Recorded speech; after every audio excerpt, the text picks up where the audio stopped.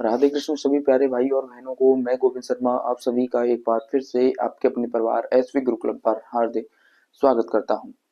तो उम्मीद है बच्चों आप सभी लोग स्वस्थ होंगे, शानदार होंगे और शानदार सी क्लास को लेने के लिए आप सभी मेरे साथ जुड़ चुके होंगे। आज की क्लास में हम आपका जो क्लास 10th का चैप्टर नंबर 3 है, दो चर वाले रैखिक समीकरण, उसका एक इम्पोर्टेंट क्वेश्चन देखने जा रहे हैं। जो क्वेश्चन मैं आज की क्लास में करवाऊंगा वो 100% आपके एग्जाम में आएगा ही आएगा। आज की क्लास से मान के चलिए आप कम से कम 3 से 4 नंबर आज क्लास से आप पक्के कर लोगे। दो क्लासेस से पहले मैंने इंपॉर्टेंट, बहुत ही ज्यादा इंपॉर्टेंट क्वेश्चन आपको करवा दिए हैं। पहले चैप्टर की में देखो तो एक परमिशन क्या प्रूफ, वो मैंने करवाया था। दूसरे चैप्टर की बात करें तो वो मैंने आपको करवाया था शून्यकों के गुणांकों में संबंध, यानी शून्य और गुणांकों में संबंध, और बहुपद का शून्य कैसे निकालते हैं वो मैंने आपको उस क्लास में करवाया था। तो आज की क्लास में हम जानेंगे कि दो चर वाले रैखिक समीकरण के हल कैसे निकालते हैं, यानी हल कैसे निकालते हैं और आपके हल कैसे होंगे, अनंत होंगे, कोई नहीं होगा या एक होगा, यानी कैसे वो कंडीशन, कुछ कंडीशंस होती हैं इंपॉर्टेंट जहां से हर बार आपके एग्जाम में क्वेश्चन आ रहा है। इसलिए मैं उस पॉइंट को आपको आज अच्छी तरीके से कवर करवा दूंगा।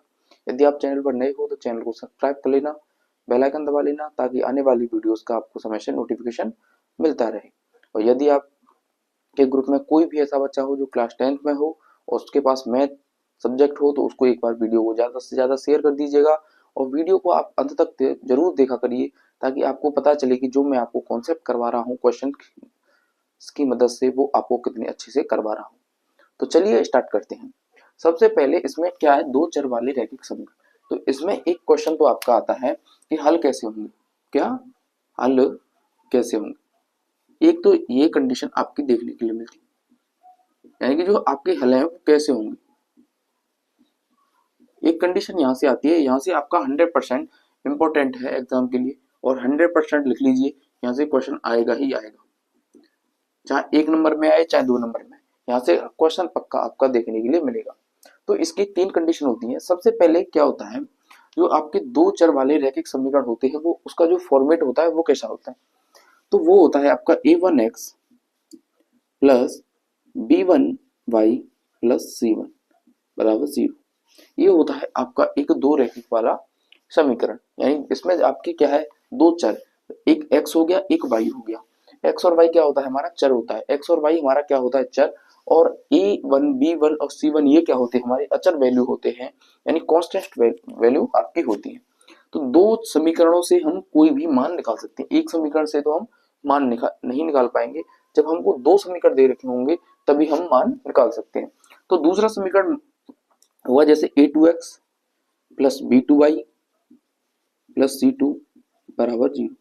ये आपको दो समीकरण इस प्रकार की कंडीशन में दिए हुए होंगे। नहीं है तो इस कंडीशन में हम पहले इस फॉर्मेट में हम उन कंडीशंस को बनाएंगे। तो यहाँ तक आपको समझ में आ गया हुआ।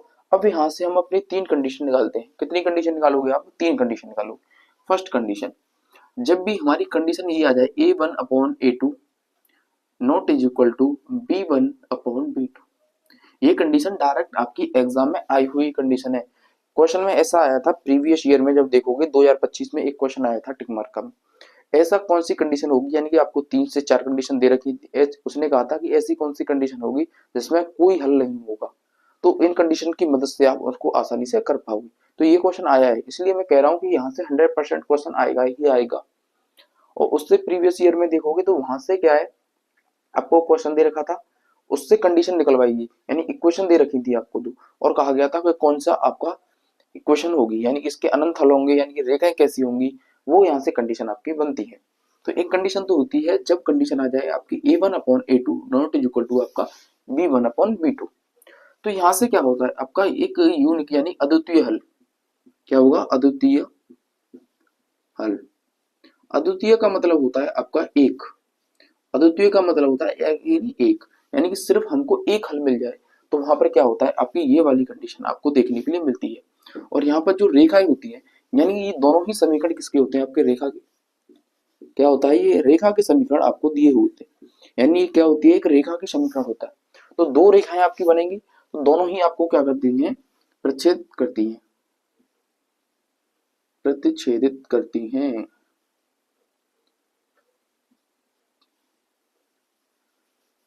प्रतिच्छेदित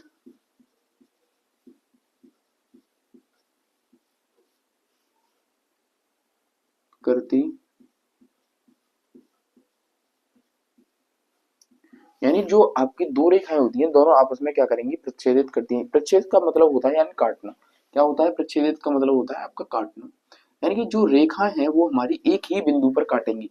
जैसे कोई रेखा का ग्राफ इस प्रकार बनेगा तो कहां पर, एक जगह पर काटेंगी, यही आपके क्या होंगे, अद्वितीय हल होंगे, यानी एक ही हल इसका आपको देखने के लिए मिलेगा। तो इसलिए कहते हैं जब भी ये कंडीशन आ जाए तो वहां पर क्या होगा, प्रच्छेदी रेखाएं होंगी और उसका एक क्या होगा, अद्वितीय हल आपको देखने के लिए मिलेगा। और कंडीशन होगी आपका a1/a2 not is equal to b1/b2। तो ये कंडीशन तो एक ही होती है। दूसरी कंडीशन आपको देखने के लिए मिलती है a1/a2 बराबर b1/b2 बराबर c1/c2। ये कंडीशन आपको यहाँ से देखने के लिए मिलती है। जब ये कंडीशन आपकी यहाँ से आ जाए, यानी मान यहाँ से निकालोगे, a1 रखोगे यहाँ पर, a2 यहाँ पर, इसका मान आएगा, b1/b2 का रखोगे तो वो मान आएगा, और c1/c2 का मान रखोगे तो वो आपको मान निकलेगा। यदि तीनों ही मान आपके बराबर आते हैं तो वहां पर जो रेखाएं होती हैं वहां पर अनंत हल होंगे। क्या होंगे, अनंत हल होंगे, अनंत हल, यानी आपके बहुत सारे आपको हल यहाँ पर देखने के लिए मिलते हैं। और जो रेखाएं होती हैं वो क्या होती है, संपाती रेखा, संपाती रेखा। संपाती रेखा का मतलब होता है यानी एक के ऊपर एक लाइन। जैसे देखिए एक लाइन ये हो जाएगी आपकी, जिस ग्राफ बनाओगे तो इसी जैसी आपकी दूसरी रेखा मिलेगी, यानी इसी के ऊपर आपकी दूसरी रेखा आपको देखने के लिए मिलेगी। ये होती है आपकी संपाती रेखा, यानी एक के ऊपर जब दूसरी रेखा बन जाए तो वहां पर क्या होता है, आपके अनंत हल होते हैं। यानी एक जैसी ही रेखाएं आपको मिल जाए उसका मतलब होता है कि उसके अनंत हल होंगे, और कंडीशन आपकी ये वाली मिल जाएगी। तीसरी कंडीशन आती है कि a1/a2 बराबर b1/b2 not is equal to c1/c2। यानी कि ये चीज आपकी बराबर नहीं होती तो वहां पर क्या होता है, उसके हल जो होंगे वो क्या होते हैं, कोई हल नहीं होगा। क्या होगा, कोई हल नहीं, यानी कि जो हल होते हैं वो आपके कोई भी आपको हल देखने के लिए नहीं मिलेगा। और जो आपकी रेखाएं होंगी वो आपकी समांतर रेखाएं होती हैं, यानी दोनों रेखाएं आपस में क्या होंगी, समांतर होंगी। समांतर होंगी तो इसका मतलब ये, जब कहीं पर भी काटेंगी नहीं हो तो हल कहाँ मिलेगा, जब एक के ऊपर एक आ रही है तो यानी कि सारे ही जो पॉइंट होंगे नीचे वाली के वही दूसरी वाली के होंगे, यानी कि अनंत हल मिल जाएंगे आपको। यहाँ पर एक जगह काट रही है तो एक पॉइंट मिल रहा है, जब काटेगी नहीं कहीं तो एक भी हल आपको देखने के लिए नहीं मिलेगा।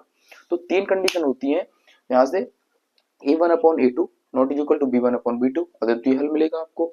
जब मिले a1/a2 बराबर b1/b2 बराबर c1/c2, यहाँ से अनंत हल मिलते हैं और रेखाएं आपकी संपाती होती हैं।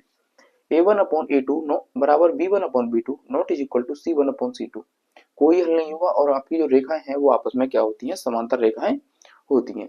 तो एक क्वेश्चन तो आपका यहाँ से बन जाता है। मैं एग्जाम्पल नहीं बताऊंगा, एग्जाम्पल जब आपको मैंने आपको जब 45 दिन का जो प्लान डाला था उसमें मैंने आपको बताया था कि जो मैं 15 दिन होंगे उसमें तो सिर्फ इंपॉर्टेंट चीजें ही लेकर आऊंगा। जो आपकी मैराथन क्लास आएंगी उनमें मैं इन सभी कंडीशन को विद क्वेश्चंस के साथ सॉल्व करवाऊंगा, तो उस क्लास में आप उस पूरे विस्तृत से वहां पर आप देख सकते हो। तो यहाँ पर कुछ कंडीशन है जो मैंने आपको बता दी है, जो एग्जाम पॉइंट ऑफ व्यू से देखोगे तो बहुत ज्यादा इंपॉर्टेंट है। और एक क्वेश्चन और यहाँ से आपका इंपॉर्टेंट आता है, वो आता है कि जो रेखिक समीकरण होते हैं उसके हल कैसे निकालते हैं। कंडीशन आपकी तीन दे रखी है कि ये बुक में देखोगे तो एनसीईआरटी बेस पर देखोगे तो तीन कंडीशन आपको दी हुई है, लेकिन एग्जाम में देखोगे तो वहां पर कोई भी कंडीशन आपसे नहीं कहता, यानी किसी भी कंडीशन से आप कर सकते हो। तो एक कंडीशन से मैं आपको आज करवाऊंगा। जब मैराथन क्लास देखोगे तो तीनों ही कंडीशनों को मैं बड़ी अच्छी तरीके से आपको करवाऊंगा। तो यहाँ पर आज हम देखेंगे कि एक ही ऐसा क्वेश्चन दिखेंगे जो इससे आप समझ पाओगे इस प्रकार का क्वेश्चन आपके एग्जाम में आता है। यानी वो चीजें मैं यहाँ पर करवा रहा हूँ इन 15 दिनों में कि जो आपके एग्जाम देखोगे तो जो इम्पोर्टेंट है, यानी जब देख लोगे इस प्रकार का क्वेश्चन आ रहा है तो आपको पढ़ना है कि यहाँ से क्वेश्चन इस प्रकार का आता ही आता है। तो इसलिए मैं आपको क्वेश्चन अच्छी तरीके से करवाते हुए चल रहा हूँ। तो चलिए एक क्वेश्चन देखते हैं हम। तो साथियों जैसे आपको एक इस प्रकार का क्वेश्चन आएगा, कहेगा कि आपको दो चर वाले रैखिक समीकरण दे रखे हैं, इसका आपको हल बताना है। तो हमको हल निकालना होगा, कुछ भी नहीं कहेगा, विधि नहीं कहेगा, जब तक आपसे ये न कहे कि ये विधि लगानी है तब भी वो विधि लगानी है, अन्यथा जो भी आपको सरल विधि लगे उस विधि को आप आसानी से लगा सकते हो। तो यहाँ पर मैं आपको विलोपन विधि का यूज करके बताऊंगा, क्योंकि यदि आपको भी आता हो सबसे जो सरल विधि होती है वो आपको लगाने के लिए विलोपन विधि ही आपको सबसे ज्यादा इजी लगेगी, क्योंकि विलोपन विधि ही एक सबसे ज्यादा सरल विधि होती है। इसके बाद देखोगे तो प्रतिस्थापन विधि होती है, वो भी बहुत ही इजी होती है। लेकिन ग्राफ विधि देखोगे तो उसमें थोड़ा चांस होता है कि यदि ग्राफ में थोड़ा बहुत पॉइंट इधर उधर हो जाए तो आपके गलत होने की संभावना होती। तो दो ही विधि आपकी सबसे ज्यादा इजी होती है।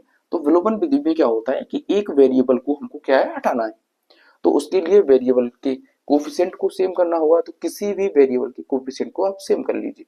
तो हम यदि इसको मान लेते हैं समीकरण नंबर फर्स्ट, इसको मान लेते हैं समीकरण नंबर सेकंड। आप क्या करोगे, समीकरण एक में आप दो से गुणा कर दो। दो से जब गुणा करोगे तो यहाँ पर दो हो जाएगा, यानी कि इस दूसरे समीकरण में क्या दे रखा है, एक्स का कोफिशिएंट आपको दो रखे, यानी गुणांक क्या दे रखा है, दो दे रखा है। तो हम ऊपर वाले में एक्स का कोफिशिएंट यानी गुणांक सेम कर रहे हैं। तो यहाँ पर कहोगे तो 2x हो जाएगा, प्लस यहाँ पर गुणा करोगे तो 4y is equal to minus का 2।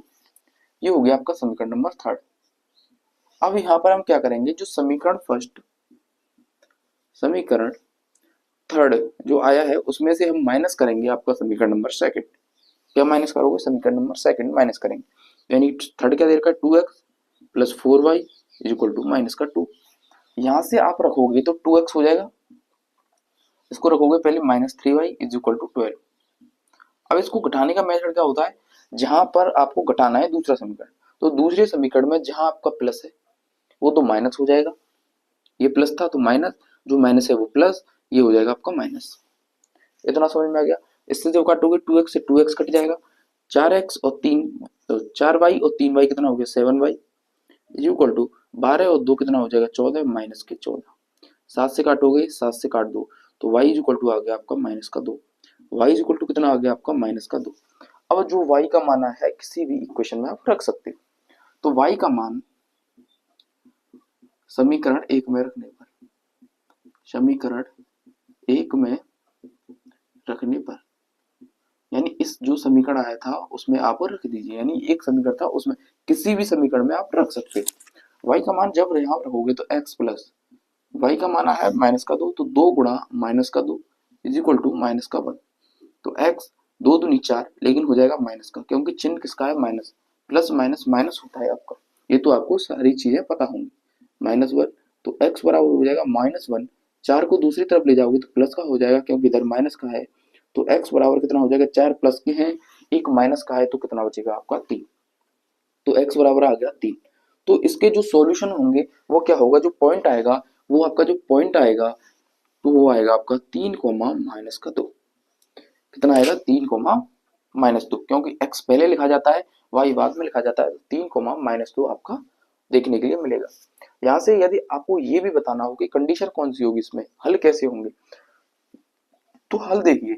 यहाँ से कंडीशन क्या निकालोगे, a1 अपॉन a2, तो यानी a1 कितना है 1, y2 हो जाएगा, a2 कितना है 2, ये हो गया। दूसरी कंडीशन निकालोगे तो 2, यानी b1 कितना है 2, b2 कितना है आपका माइनस का 3, तो ये क्या आ गया, नॉट इज इक्वल टू 0 आ गया। नॉट इज इक्वल टू यानी a1 upon a2 not is equal to हो गया b1 अपॉन b2। तो यहाँ से जो रेखाएं होंगी वो क्या होंगी, आपकी प्रतिच्छेदी रेखाएं होंगी, प्रतिच्छेदी रेखाएं होंगी। क्या होंगी, प्रतिच्छेदी रेखाएं होंगी, जो ऐसी रेखाएं होंगी जो दूसरे आपस में एक दूसरे को काट रही होंगी। तो उसका क्या होता है, एक यूनिक सॉल्यूशन होता है, वो उसके जो पॉइंट होंगे वो क्या होंगे, 3 कोमा माइनस 2। इस प्रकार से हमको देखने के लिए मिलते हैं। तो जो इस चैप्टर का जो इम्पोर्टेंट पार्ट था मैंने आपको कवर करवा दिया है।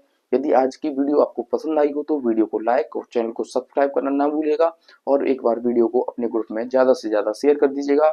मिलते हैं नेक्स्ट क्लास में एक शानदार से टॉपिक के साथ। नमस्कार, जय हिंद, राधे राधे।